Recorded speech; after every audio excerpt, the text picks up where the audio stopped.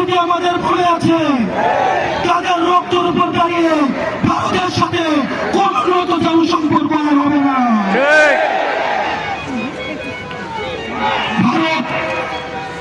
ভারতের সাথে আমাদের সম্পর্ক হবে ন্যায্যতার ভিত্তিতে, আমাদের ঈর্ষার ভিত্তিতে। আমরা বলতে চাই, ভারত জঙ্গিদেরকে এখন আশ্রয় দিচ্ছে, জঙ্গিদেরকে পৃষ্ঠপোষকতা দিচ্ছে এবং গুজরাট কষাই আমার দেশে সাম্প্রদায়িক সম্প্রীতির আশ্রয় দিচ্ছে। আমরা গুজরাট কষাইকে বলতে চাই, আমার ভাই,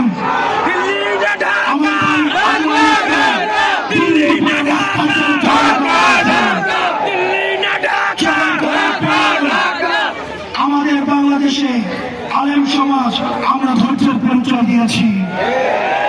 এটি হচ্ছে গণঅভ্যুত্থানের শক্তি। আমরা ভারতের কোন ষড়যন্ত্রে আমরা পাড়া দিই নাই। ভারত চেয়েছিল আমাদের যারা বন্ধু হিন্দু ভাই, আমাদের যারা সংখ্যালঘু রয়েছে তাদের সাথে আমরা সংঘর্ষ জড়াই, কিন্তু আমরা ভারতের কোন ষড়যন্ত্রে আমরা পা দিই নাই। এই বাংলাদেশে সংখ্যালঘু তারা